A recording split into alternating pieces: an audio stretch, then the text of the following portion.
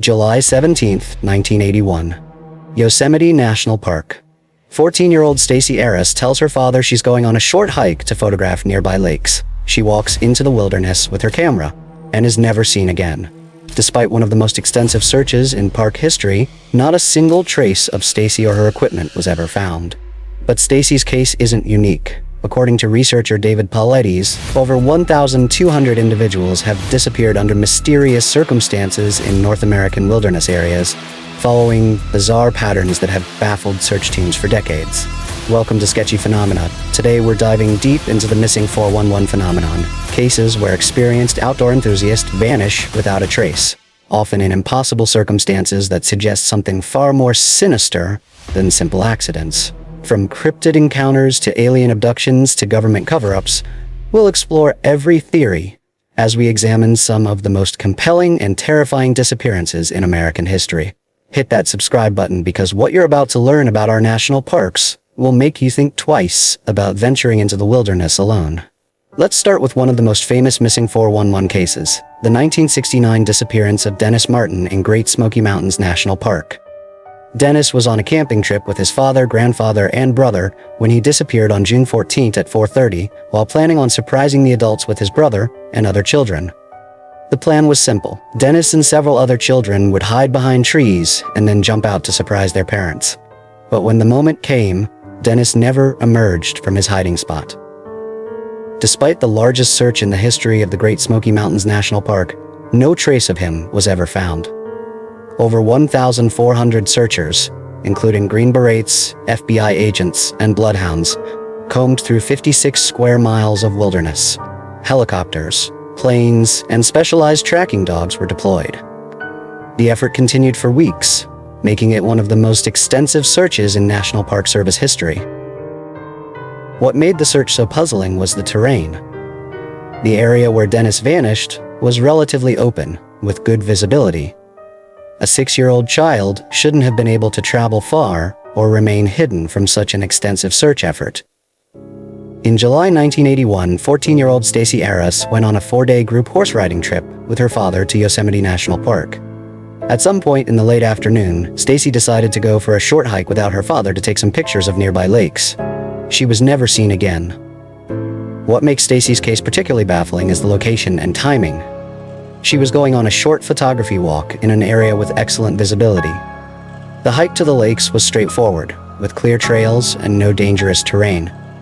She was an experienced outdoors woman familiar with wilderness areas. Perhaps most disturbing about Stacey's case is the complete absence of evidence. Her camera, clothing, and personal effects were never located. In wilderness disappearances, searchers typically find some trace of the missing person, a piece of clothing, equipment, or remains. In Stacey's case, it was as if she had simply vanished into thin air.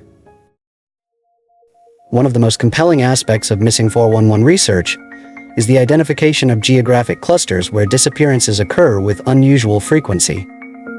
Yosemite National Park has recorded more missing 411 cases than almost any other location, with its granite formations, underground cave systems, and history of geological activity.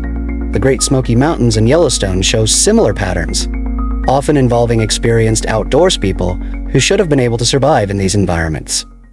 The most conventional explanation suggests that missing 411 cases are simply wilderness accidents that appear more mysterious than they actually are. People become disoriented, fall into hidden ravines, or are killed by animals, with their remains scattered or hidden in inaccessible locations.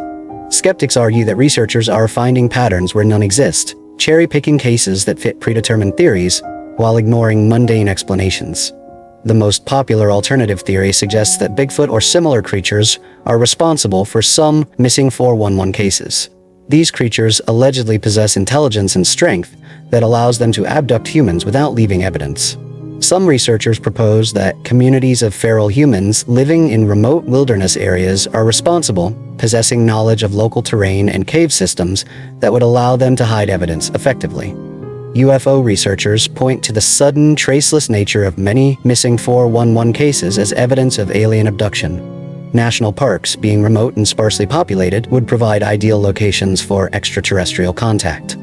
Some theorists propose that missing 411 cases are connected to secret government cooperation with alien entities, with certain areas designated as harvesting zones for extraterrestrial research.